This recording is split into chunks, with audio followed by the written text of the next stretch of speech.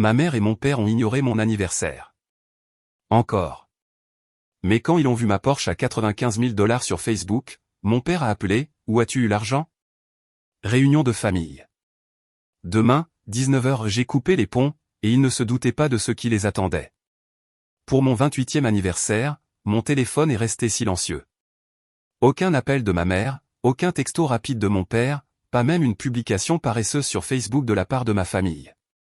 C'était juste une autre journée de travail à Manhattan, un autre rappel qu'aux yeux de mes parents, j'étais la responsable, celle qui n'avait besoin ni d'attention, ni d'éloges, ni, apparemment, d'un joyeux anniversaire. À l'heure du déjeuner, j'avais vu mon petit frère être identifié dans une publication nostalgique de ma mère, disant à quel point elle était fière de son « garçon en or ».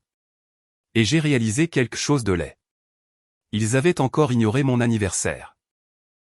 La première fois que c'était arrivé, je leur avais trouvé des excuses, occupé, distrait. Cette fois, c'était fini. Je suis sorti de mon bureau, mon bonus fraîchement déposé sur mon compte, et j'ai pris une décision que je savais impossible à ignorer pour eux. Quelques heures plus tard, je me tenais devant une Porsche flambant neuve. Le genre de voiture que mes parents disaient toujours réservée aux gens riches et irresponsables, ceux qui ne comprenaient rien à l'argent. 95 000 $ d'une vengeance argentée et étincelante.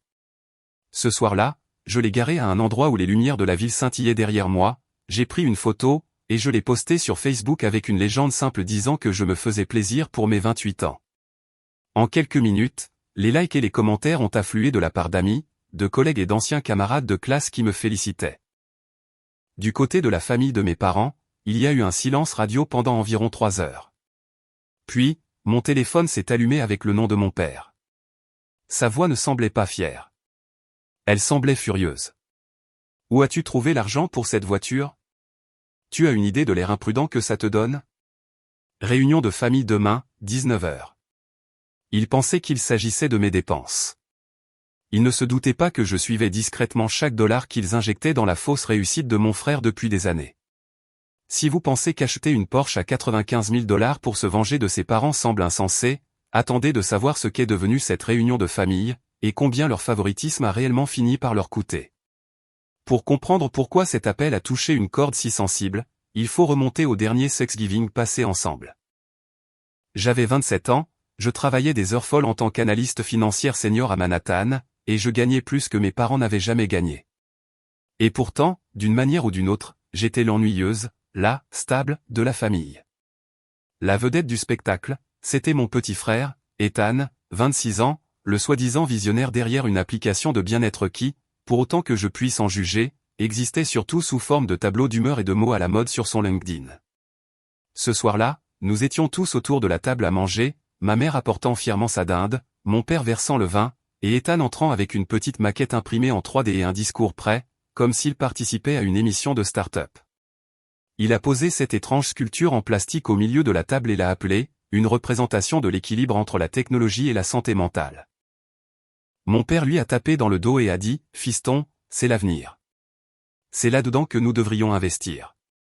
Ma mère a pris des photos sous tous les angles et les a envoyées sur le groupe de discussion familiale avec une légende disant à quel point elle était fière de son brillant fils fondateur. Quand j'ai essayé de partager le fait que je venais de terminer une analyse de risque sur un fonds d'1 demi-milliard de dollars, analyse qui avait empêché mon entreprise de perdre des millions dans un marché volatile, mes parents ont hoché la tête poliment, demandé si le travail de bureau était fatigant, et sont immédiatement retournés à la conversation sur la vision d'Ethan. C'était la première fois que je ressentais à quel point le favoritisme était profond. Je me répétais que ce n'était qu'une phase, que les adultes finiraient par s'intéresser aux résultats concrets plutôt qu'aux idées flashy. Mais les chiffres ont commencé à me déranger. Ethan était censé diriger une start-up prometteuse, travaillant depuis un espace de coworking chic à Brooklyn, prenant l'avion pour des conférences, payant pour du marketing, mais il n'avait aucun investisseur, aucun vrai client, et pourtant, il ne semblait jamais stressé par son loyer. Quelques mois plus tard, lors d'un événement de réseautage à Midtown, je discutais avec un capital risqueur nommé Marcus lorsque le nom de l'accélérateur d'Ethan a été évoqué. Je l'ai mentionné avec désinvolture, m'attendant à des éloges sur son exclusivité. Marcus a ri dans son café latte et a dit « Oh, cet endroit. C'est essentiellement un accélérateur de vanité. Les startups paient une fortune pour s'asseoir dans de jolis bureaux et poster des photos qui ont l'air réussies. Ils se vantent de mentors et de journées de démonstration. Mais presque personne ne lève de vrais fonds. Je me souviens que mon estomac s'est noué alors que je gardais un visage neutre.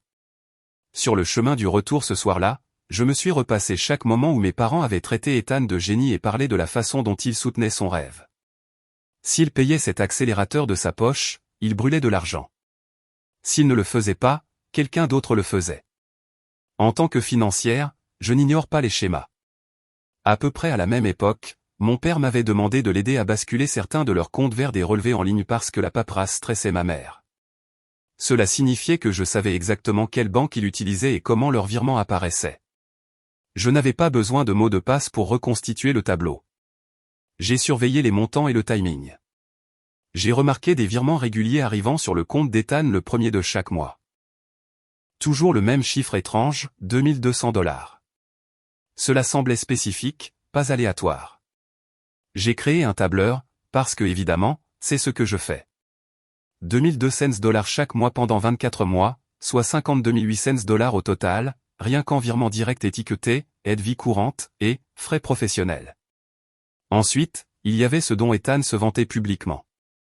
Il postait sur son appartement à Brooklyn Heights, le style de vie de fondateur bien-être, les campagnes marketing, les conférences. J'ai fait quelques calculs rapides sur le loyer dans son quartier, les frais de l'accélérateur mentionnés par Marcus, les voyages qu'il faisait. Environ $92 000 de l'argent familial avait été englouti dans ce rêve en 3 ans. $92 000 versés dans une application qui, d'après ce que je pouvais voir, générait peut-être $1000 de revenus totaux et n'avait aucun utilisateur payant au-delà de quelques amis. Pendant ce temps, 2 ans plus tôt, quand j'avais demandé à emprunter $20 000 pour un apport sur un petit appartement dans le Queens, mes parents m'avaient dit que c'était meilleur pour mon caractère si je le faisais seul. Ils disaient que j'étais la responsable, que je n'avais pas besoin d'aide. J'ai encaissé, ravalé ma blessure, et travaillé 60 heures par semaine jusqu'à ce que je puisse me payer cet apport moi-même. Voir ces virements disposés en rangée nette sur mon écran, c'était comme recevoir un coup de poing dans la poitrine au ralenti. Ils n'avaient pas seulement oublié mon anniversaire, ils avaient construit tout un système financier autour du fantasme de mon frère et m'avaient laissé complètement en dehors de l'équation. Je n'ai pas explosé. J'ai fait ce que je fais toujours. J'ai collecté des données. J'ai tout documenté. J'ai monté un dossier silencieux et irréfutable dans un dossier sur mon ordinateur portable. Au moment où j'ai acheté cette Porsche et que mon père a exigé une réunion de famille, je savais déjà exactement à quel point leur favoritisme était profond, et exactement combien cela leur avait coûté. Ce qui est fou, c'est que le projet d'acheter la Porsche n'est pas né d'une fantaisie impulsive. Il a commencé comme tout le reste dans ma vie, avec un tableur et un chiffre sur ma fiche de paie. 2 semaines avant cette publication Facebook, le bonus du fonds d'un demi-milliard que j'avais aidé à sauver est enfin arrivé sur mon compte. $80 000 après impôts, après déduction, soit toujours plus que le revenu annuel de mes parents quand j'étais enfant. Je me souviens avoir fixé ce chiffre sur mon écran dans mon appartement de Manhattan, ressentant ce mélange étrange de fierté et d'amertume. J'avais fait ça. Personne ne s'était porté garant. Personne ne m'avait renfloué. Personne n'avait cru en moi comme il croyait en Ethan.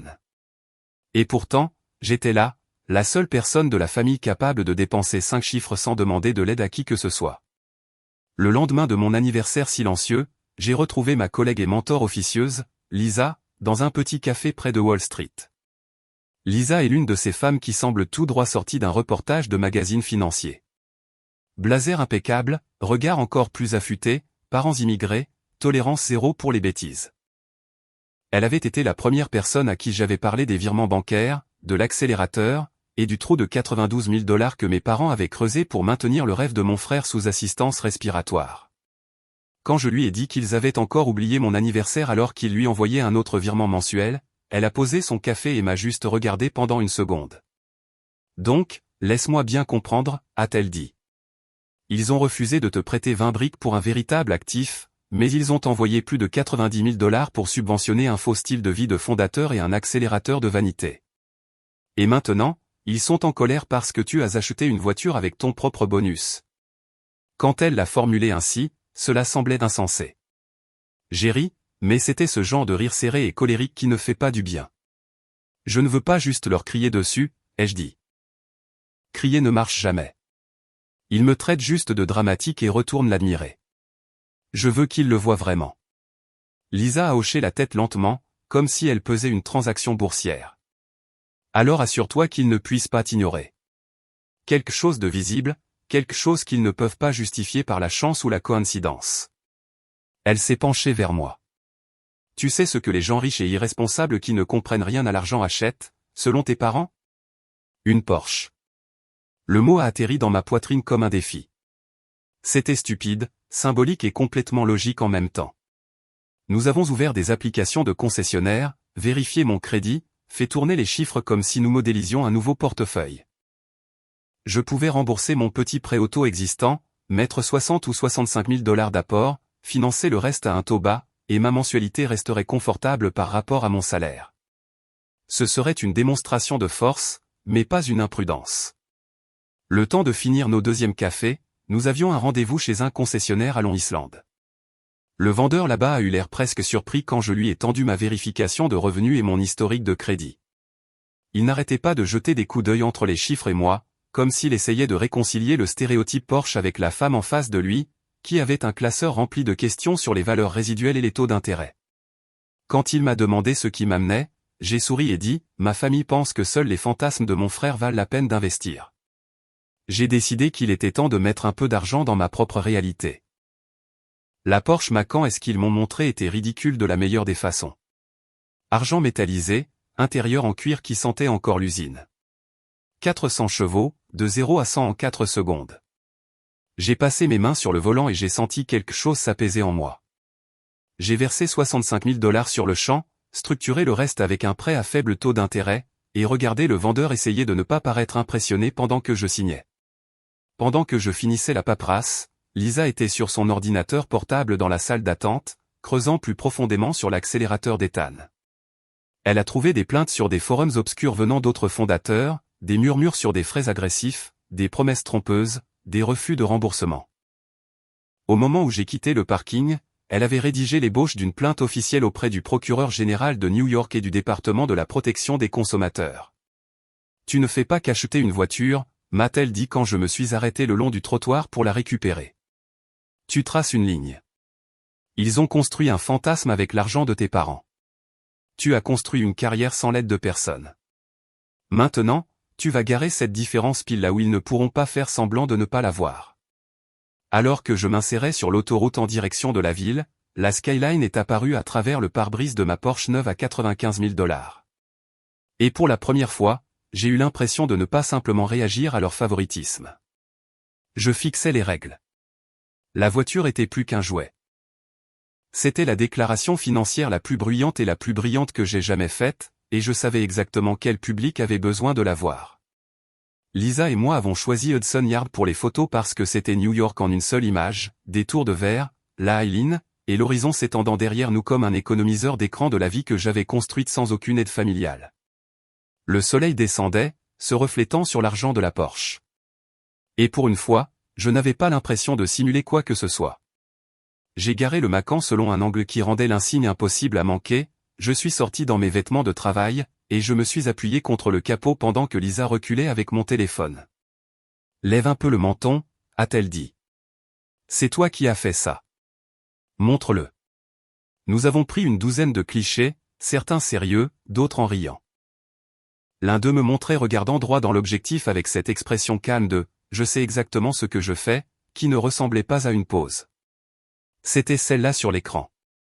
On aurait dit une publicité pour une voiture de luxe, sauf que le modèle était une fille de la finance fatiguée qui avait passé des années à être traitée comme un bruit de fond dans sa propre famille.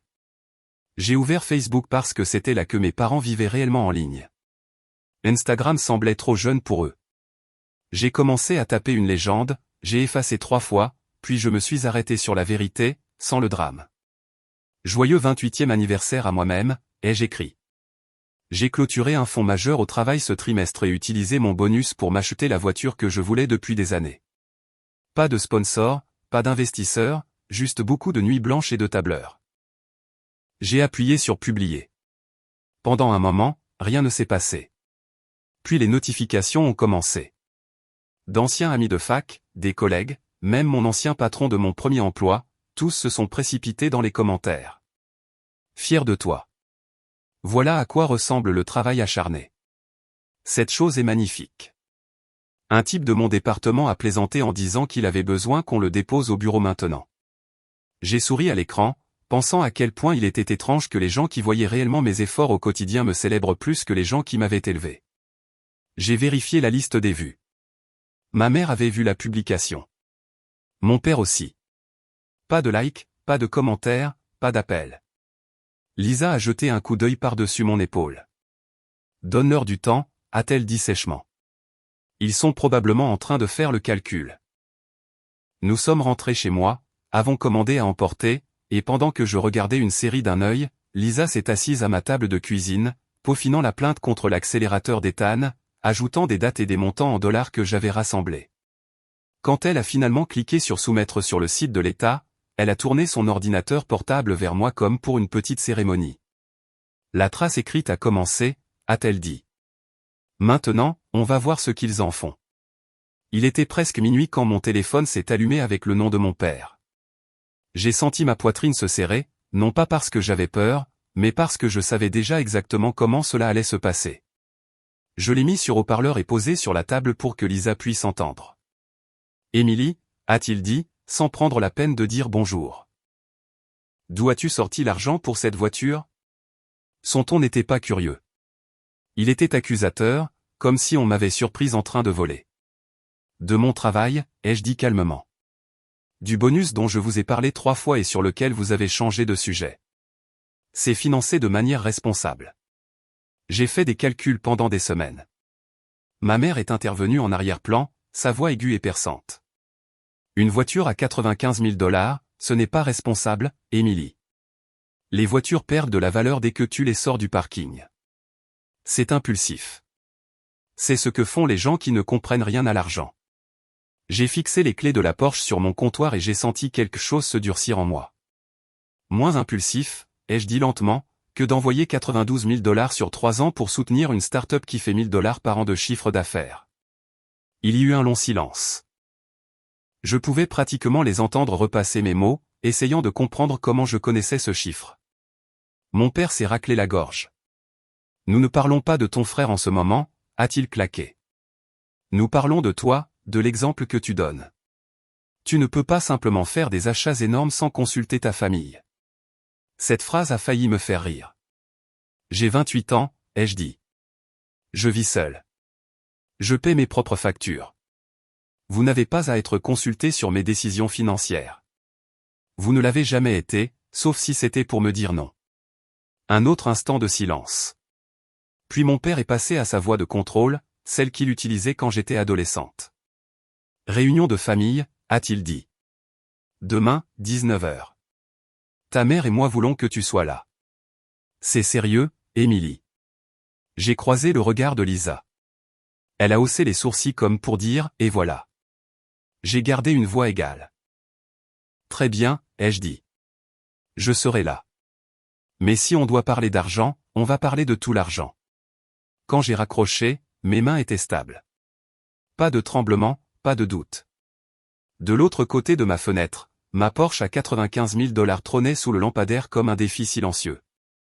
Il pensait me traîner là pour me gronder d'être irresponsable. Il n'avait aucune idée que j'entrais dans cette maison avec, dans mon sac, une autopsie financière de leur favoritisme longue d'1 an. Le lendemain soir, je me suis garé dans l'allée de mes parents avec 10 minutes d'avance. Le moteur de la Porsche ronronnait doucement alors que je le coupais. Leur maison dans le New Jersey ressemblait exactement à ce qu'elle avait toujours été toute ma vie. Une pelouse soignée, une couronne sur la porte, le genre d'endroit que les gens pointent du doigt en disant « ça a l'air d'une famille agréable et stable ». Je suis resté assise une seconde, les mains sur le volant, sentant le poids du dossier dans mon sac. Des chiffres, des virements, des captures d'écran, une impression de mon tableur, des faits, des preuves. J'ai sonné et ma mère a ouvert la porte avec ce sourire crispé qu'elle utilise quand elle veut faire semblant que tout va bien. « Tu as fait bonne route ?» a-t-elle dit, ses yeux passant au-dessus de moi vers l'allée. Elle a vu la Porsche. Son sourire a vacillé, puis s'est remis en place. À l'intérieur, mon père se tenait près de la cheminée comme s'il s'apprêtait à faire un discours, bras croisés, mâchoire serrée. Ethan était sur le canapé, l'air de ne pas avoir dormi. J'ai posé mon sac près du fauteuil et je me suis assise, attendant qu'il commence. Mon père n'a pas perdu de temps. Émilie, a-t-il dit, cette histoire de voiture est complètement hors de contrôle. Nous t'avons élevé pour être responsable. Acheter un véhicule à 95 000 $ sur un coup de tête n'est pas responsable. J'ai laissé la phrase retomber. Puis j'ai demandé, qui vous a dit que c'était sur un coup de tête? Je lui ai montré le dossier. Je fais des recherches sur cet achat depuis des mois. J'ai simulé des scénarios. J'ai vérifié les courbes de dépréciation. J'ai comparé les taux d'intérêt. Ce n'est pas un achat impulsif TikTok. Ma mère a froncé les sourcils, se serrant les bras. Nous sommes juste inquiets, a-t-elle dit. Ce n'est pas ton genre. Tu es censé être la personne sensée. Les gens vont voir ça en ligne et penser que tu es imprudente ou que tu as des ennuis. Derrière elle, Ethan a bougé, mal à l'aise. Il s'est raclé la gorge. En parlant d'ennui, a-t-il dit. Il y avait un ton bizarre dans sa voix. Un enquêteur m'a appelé au sujet de l'accélérateur, au sujet de mon entreprise. Ils avaient tous ces chiffres, les frais, les noms d'autres fondateurs. Il m'a regardé comme s'il savait déjà. Est-ce que tu as fait quelque chose, Émilie?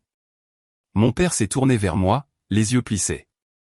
As-tu parlé à quelqu'un du programme de ton frère? A-t-il exigé? C'est sa carrière. Nous avons investi du temps et de l'argent dans son avenir. Tu n'as pas le droit de saboter ça parce que tu te sens en insécurité. C'était là. Sabotage. Insécurité. Le scénario qu'il sortait toujours quand j'osais remettre en question le récit de l'enfant prodige.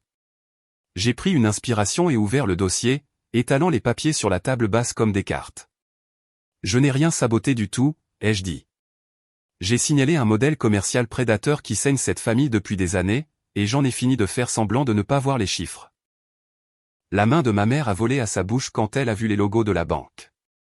Mon père s'est penché en avant, plissant les yeux. Qu'est-ce que c'est? J'ai pointé la première page, un tableau simple. Ceci est une décomposition des virements que vous avez envoyés à Ethan ces 2 dernières années, ai-je dit, gardant ma voix égale. 2200 $ le premier de chaque mois, étiqueté aide vie courante et frais professionnels. 24 mois. Rien que ça, c'est 52 800 $. Mon père a bafouillé. Nous l'aidons avec le coût de la vie, a-t-il dit. Le loyer est cher. Développer une entreprise coûte cher. C'est ce que font les parents. Ils soutiennent les rêves de leurs enfants. J'ai glissé la page suivante, celle où j'avais ajouté des lignes pour le loyer à Brooklyn Heights.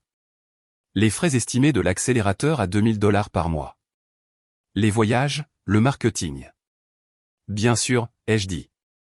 Alors regardons à quoi s'élève réellement ce soutien. Entre les virements directs et ce que vous m'avez dit avoir couvert au téléphone, vous en êtes à environ 92 000 $ sur 3 ans. 92 000 $ dans une start-up qui a généré peut-être 1000 $ de revenus réels d'après ce que je peux voir. Ma mère a secoué la tête comme si elle pouvait déloger l'information. Ça ne peut pas être vrai, a-t-elle chuchoté. Nous n'avons pas ce genre d'argent à jeter par les fenêtres. Exactement, ai-je dit doucement. Vous ne l'avez pas. Mais vous l'avez fait quand même. Pour lui. J'ai tourné la dernière page, celle qui me faisait le plus mal à regarder. Il y a 2 ans, j'ai demandé à emprunter 20 000 $ pour un apport sur un appartement dans le Queens. Un véritable investissement, un endroit pour vivre. Vous m'avez dit que ce serait meilleur pour mon caractère si je le faisais seul. Mon père a grimacé. Ce n'est pas juste, Émilie. Tu étais déjà stable. Tu avais un bon travail. Tu n'avais pas besoin d'aide comme lui. J'ai croisé son regard. Donc la stabilité est punie et l'irresponsabilité est récompensée. C'est ça la leçon? Ma mère a craqué. Nous ne te punissons pas. Tu as toujours été si indépendante. Tu n'as jamais rien demandé. Tu n'avais pas besoin de nous. Lui, si. J'ai laissé échapper un souffle qui avait le goût de chaque carte d'anniversaire qui n'était jamais arrivée et de chaque hochement de tête méprisant à mes promotions. J'ai demandé, ai-je dit. J'ai demandé ce prêt et vous avez dit non. Je vous ai appelé du bureau quand mon patron m'a proposé ce projet important et vous avez changé de sujet pour parler de la dernière idée d'Ethan. Je vous ai envoyé mon email de promotion et vous avez répondu avec un pouce levé et ensuite 10 messages sur sa journée de démonstration. Ma voix a commencé à trembler, non pas de larmes, mais pour avoir enfin dit tout haut ce que je pensais. Vous avez construit tout un système financier autour de son fantasme et vous m'avez laissé construire ma réalité toute seule. Ethan a frappé du poing sur la table, les yeux brillants de colère et de peur. Ce n'est pas juste une question d'argent, a-t-il crié. Cet accélérateur m'a donné des contacts. Des mentors. Ils nous ont dit que nous étions sur le point d'une grosse levée de fonds avant cette enquête stupide. Tu as tout gâché parce que tu es jalouse. Je me suis tourné vers lui. Sais-tu ce qu'est un accélérateur de vanité? Ethan, ils te font payer pour l'illusion du progrès et tu as entraîné maman et papa là-dedans comme tes investisseurs personnels. Si quelqu'un a gâché quelque chose, ce sont les gens qui t'ont vendu ce rêve et les gens qui ont refusé de lire les petits caractères. Mon père m'a pointé du doigt. Assez, a-t-il aboyé. Tu ne parles pas à ton frère comme ça dans cette maison. Cette attitude, cette rancœur, c'est exactement pourquoi nous nous inquiétons de te voir soudainement étaler de l'argent. Une Porsche, Émilie. C'est le genre de choses que les trafiquants de drogue et les gagnants du loto achètent. Lisa aurait ri de ça. Moi, non. J'ai fixé mon père, l'homme qui avait donné à son fils presque 100 000 $ sans un vrai plan d'affaires et qui traitait mon achat bien documenté d'imprudent. J'ai acheté cette voiture avec l'argent que j'ai gagné dans une carrière que vous reconnaissez à peine, ai-je dit. Personne ne s'est porté garant. Personne ne m'a renfloué. Personne ne s'est assis à une table de Thanksgiving pour m'appeler l'avenir. Vous n'avez même jamais demandé pourquoi était ce bonus. Vous avez juste vu une étiquette de prix en ligne et décidé que j'avais dû perdre la tête. J'ai rassemblé les papiers dans le dossier, les empilant soigneusement. Voici ce qui est réellement imprudent, ai-je dit. Envoyer 92 000 $ à une start-up non rentable tout en disant à votre fille qu'elle doit s'endurcir et tout faire toute seule. Ignorez chacune de ses réussites parce qu'elle ne correspond pas à votre histoire préférée. Parier les économies de la famille sur un accélérateur qui fait maintenant l'objet d'une enquête pour fraude. La pièce est devenue très silencieuse. Ma mère s'est affaissée sur le canapé. Ethan avait l'air d'avoir envie de vomir. Mon père a ouvert la bouche, puis l'a fermée. La façon dont on le fait quand le calcul finit par nous frapper. J'ai passé mon sac sur mon épaule et je me suis levé. Vous vouliez parler d'argent, ai-je dit. On l'a fait. Maintenant vous savez exactement combien votre favoritisme coûte. Je ne suis pas là pour vous demander de réparer ça. J'ai déjà appris à survivre sans votre soutien. Je suis là pour vous dire qu'à partir de maintenant, j'ai fini de payer le prix émotionnel des décisions que vous avez prises. J'ai marché vers la porte, la voix de ma mère toute petite derrière moi. Émilie, attends. On peut en parler. On ne savait pas, je me suis arrêté juste assez longtemps pour dire, vous ne vouliez pas savoir. Il y a une différence. Puis je suis sorti dans l'air frais de la nuit.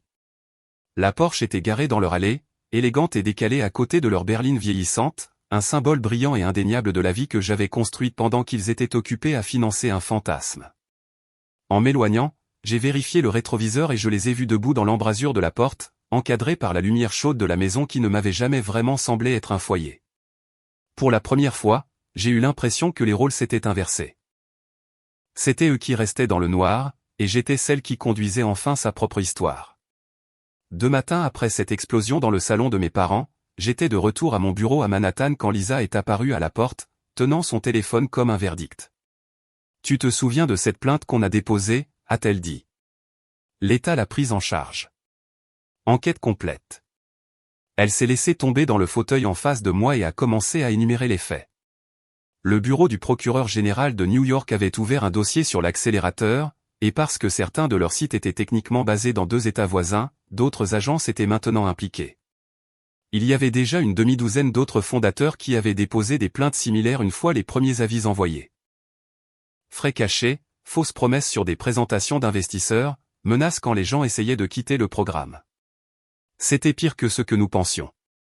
Et mon frère, le fondateur visionnaire, avait été l'une de leurs affiches publicitaires préférées, postant joyeusement des photos et les identifiant, se vantant de son réseau d'élite. Cet après-midi-là, pendant une pause entre 2 réunions, mon téléphone a vibré avec un numéro que j'ai reconnu comme étant celui de la maison de mes parents. J'ai laissé aller sur la messagerie. 1 minute plus tard, mon père a appelé directement sur mon portable. Sa voix n'était pas furieuse cette fois. Elle était effrayée. « Émilie, a-t-il dit, ils sont venus parler à ton frère. des enquêteurs. Ils disent qu'il devra peut-être venir à nouveau avec un avocat. Ils disent qu'il a référé d'autres startups, qu'il était comme un ambassadeur. Ils ont utilisé le mot conspiration. Sais-tu dans quel genre d'ennui il pourrait être? J'ai fermé les yeux une seconde, imaginant Ethan traînant fièrement ses amis dans ce bureau brillant, leur disant que c'était la grande chance qu'ils attendaient. Je le sais, ai-je dit. C'est pour ça que je l'ai signalé. Parce que ce n'est pas juste de la malchance. C'est systémique. Et vous avez versé presque tout ce que vous aviez là-dedans. Il y eut une longue pause. C'est toi qui as fait ça, a finalement dit mon père, sa voix se brisant un peu. Si tu avais un problème, tu aurais pu venir nous voir.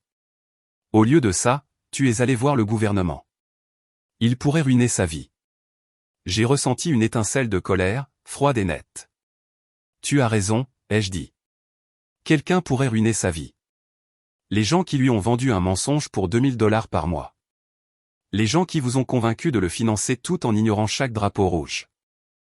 Ou les gens qui ont refusé d'écouter quand je vous ai prévenu. Ne me mets pas ça sur le dos parce que j'étais la seule prête à dire la vérité à voix haute. Une autre pause, puis la demande inévitable. Nous devons nous revoir, a-t-il dit. Ce soir. Nous devons parler d'avocat. S'il te plaît, Émilie. Pour ton frère. Pour la famille. J'ai failli dire non sur le champ, mais une partie de moi voulait que les choses soient claires comme de l'eau de roche. Alors, j'ai accepté. Ce soir-là, quand je suis rentré dans la maison, l'énergie était complètement différente de la dernière fois. Pas de leçons préparées, pas de colère théâtrale, juste de la peur. Des papiers étaient étalés sur la table de la salle à manger, des lettres du bureau du procureur, une impression d'un email d'un cabinet d'avocats d'affaires avec une estimation d'honoraires entourée en rouge. 50 à 70 000 $. Ma mère avait l'air d'avoir pris 10 ans alors qu'elle tordait un mouchoir dans ses mains. Ethan était assis voûté, les yeux rouges, sa capuche remontée comme si elle pouvait le protéger de la réalité. Mon père m'a fait signe de m'asseoir. Nous avons besoin de ton aide, a-t-il dit, sautant le préambule cette fois.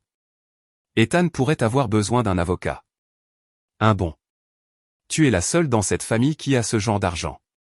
Nous détestons demander, mais c'est sérieux. La prison. C'est sérieux.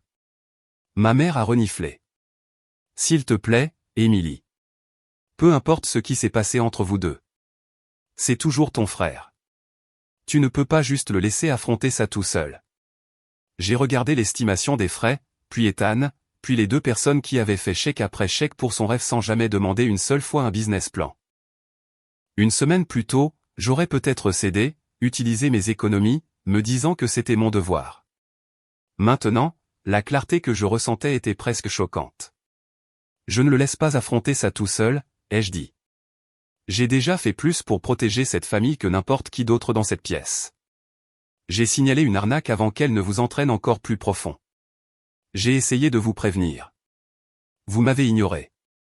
Ethan m'a foudroyé du regard, désespéré et furieux. Tu m'as dénoncé, a-t-il dit. Tu as détruit des années de travail parce que tu es aigri que personne ne t'ait organisé de parade pour ton boulot de tableur. Tu sais à quel point nous étions proches d'un gros investisseur? Je me suis penché en avant. Si un investisseur devait venir, il serait déjà là. Il n'a jamais été question d'un gros chèque. Il s'agissait d'un accélérateur qui vous trayait jusqu'à la dernière goutte tout en t'utilisant comme outil de recrutement. Il ne te voyait pas comme un génie, Ethan. Il te voyait comme une source de revenus. Mon père a frappé la table de la main. Assez de blâme, a-t-il claqué. La réalité, c'est qu'il a besoin d'un avocat. Nous avons besoin d'argent. Nous te demandons, en tant que parent, d'aider ta famille. Tu as acheté une voiture à 95 000 $. Tu as clairement de l'argent. Tu peux faire ça. Ma poitrine s'est serrée à la façon dont il présentait les choses, comme si ma réussite existait principalement comme filet de sécurité pour leur mauvais pari. J'ai secoué la tête lentement. J'ai travaillé pour cette voiture, ai-je dit. Chaque dollar. J'ai aussi travaillé pour les économies que j'ai pour mon avenir, pour un meilleur endroit où vivre, pour ma retraite. Je ne vais pas vider ça pour renflouer une situation que vous avez créée en refusant de remettre en question un conte de fées. Ma mère a chuchoté, comment peux-tu être aussi froide, Émilie? C'est ton frère. J'ai pensé à chaque fois où on m'avait traité de froide pour avoir posé des limites. Chaque fois où mon calme les mettait plus mal à l'aise que mes larmes ne l'avaient jamais fait. Je ne suis pas froide, ai-je dit doucement. J'ai enfin fini de m'immoler pour garder cette famille au chaud. Vous avez choisi de parier sur une image. Vous avez choisi de lui envoyer de l'argent chaque mois au lieu de m'aider avec un apport qui aurait réellement construit du capital. Vous avez choisi de m'ignorer quand j'ai souligné les problèmes. Ces choix ont des conséquences. Vous n'avez pas le droit de me refiler la facture maintenant. Ethan s'est renfoncé, secouant la tête. Ils vont me ruiner, a-t-il marmonné. Je l'ai regardé et, pendant une seconde, j'ai ressenti une lueur de sympathie. Pas assez pour tout effacer, mais assez pour dire la vérité. Tu n'es pas ruiné, ai-je dit. Tu es forcé de vivre dans la réalité pour la première fois. Trouve un vrai travail. Paie ton propre loyer. Prends un avocat commis d'office si tu ne peux pas t'en payer un privé. Apprends quelque chose de ça. Mon père s'est levé comme si sa taille pouvait changer mon avis. Alors c'est tout, a-t-il dit. Tu vas juste partir. Je me suis levé aussi, ma chaise raclant doucement contre le parquet. Non, ai-je dit. Je suis parti il y a longtemps. Vous ne l'avez juste pas remarqué avant que je ne gare une Porsche dans votre allée. J'ai ramassé mon sac et jeté un coup d'œil à la pile de papier sur la table. Vous vouliez qu'il soit traité comme un fondateur adulte, ai-je ajouté. Voilà à quoi ressemble l'âge adulte. Action, conséquences, responsabilité. Alors que je partais, ma mère a commencé à pleurer pour de bon. Mon père a prononcé mon nom une fois, comme une question. Ethan fixait la table. Dehors, l'air semblait plus frais qu'à mon arrivée. La Porsche a démarré avec un grondement sourd, stable et familier. M'éloigner cette fois n'a pas ressemblé à une fuite. Cela ressemblait à la fin d'un examen que je passais depuis toujours. Un examen dont le corrigé avait enfin été réécrit en ma faveur. 2 ans plus tard, j'ai garé la même Porsche argentée dans une allée différente. Cette fois devant un bâtiment de verre et d'acier dans le centre de Manhattan, avec le logo de mon entreprise dessus et mon nouveau titre gravé sur mon badge, vice-présidente de la stratégie de risque et de portefeuille. La fille dont les réalisations étaient balayées d'un revers de main à la table de Thanksgiving s'assoit maintenant dans des salles où les gens écoutent vraiment quand elle parle. J'ai quitté mon premier appartement dans le Queens pour un endroit qui donne sur l'East River, payé avec un deuxième bonus beaucoup plus important et des capitaux propres que j'ai négociés moi-même. Pas de garant, pas de rancœur silencieuse, juste du travail et des résultats. L'accélérateur n'a pas survécu à l'enquête. Moins d'1 an après cette première plainte, l'État les a forcés à fermer.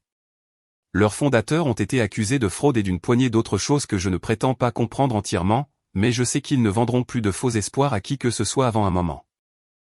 Les gros titres étaient petits, enterrés dans la section affaires, mais je les ai quand même capturés et enregistrés dans le même dossier où j'avais gardé mon tableur original. Un rappel calme et privé que j'avais eu raison de faire confiance à ce que les chiffres me hurlaient. Ethan n'est pas allé en prison, mais il ne s'en est pas sorti indemne non plus.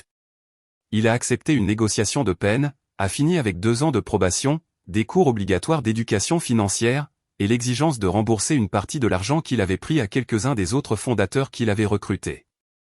Le juge a appelé ça un « réveil brutal ». Pour une fois, j'étais d'accord avec une figure d'autorité dans sa vie. Il a quitté Brooklyn Heights pour un appartement plus petit dans un quartier moins glamour de la ville, et pour la première fois depuis l'université, il a obtenu un vrai travail.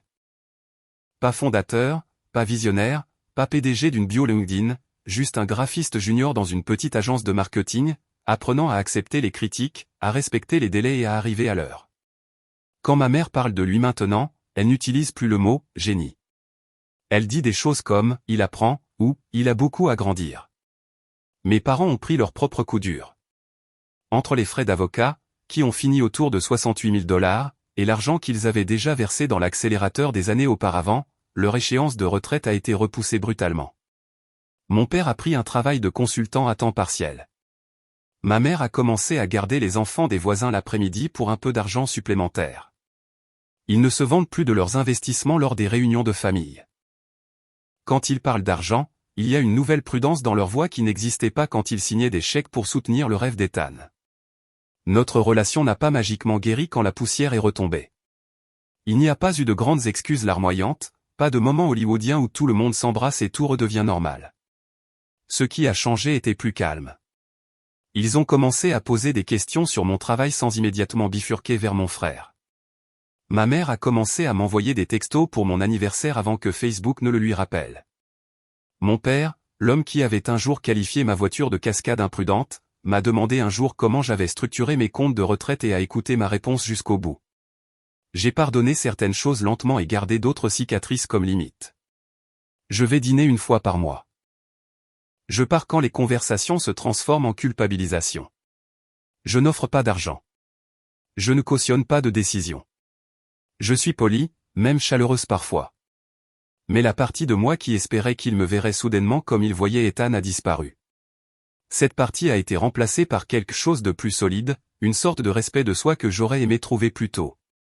Si tout cela comporte une leçon, ce n'est pas qu'il faut acheter une voiture à 95 000 $ pour se venger de sa famille. Bien que je ne vais pas mentir, garer cette Porsche dans leur allée était satisfaisant. C'est que le favoritisme n'est pas seulement une question de savoir qui reçoit le plus d'attention au dîner. C'est un schéma de choix qui enseigne à un enfant qu'il doit être parfait et invisible, et enseigne à l'autre que les règles ne s'appliquent pas à lui. Cela vous brise tous les deux de manière différente. J'ai passé des années à croire qu'être la forte signifiait devoir accepter tout ce qu'on me donnait et être reconnaissante de pouvoir le gérer. Il a fallu un tableur, une enquête et une Porsche pour apprendre qu'être fort peut aussi signifier dire non. Non à payer pour les erreurs des autres. Non à se faire petit pour que quelqu'un d'autre puisse se sentir plus grand. Non aux familles qui n'appellent ça de l'amour que lorsque vous êtes utile. Si vous avez déjà été l'enfant invisible, celui sur qui il comptait mais qu'il ne voyait jamais vraiment, j'espère que vous entendez ceci clairement, vous avez le droit de poser des limites. Vous avez le droit de vous éloigner des rôles qui vous blessent. Et vous ne devez à personne, pas même à votre famille, une vie entière de labeur émotionnel et financier juste parce qu'ils ont décidé que votre stabilité vous rendait moins digne de soutien.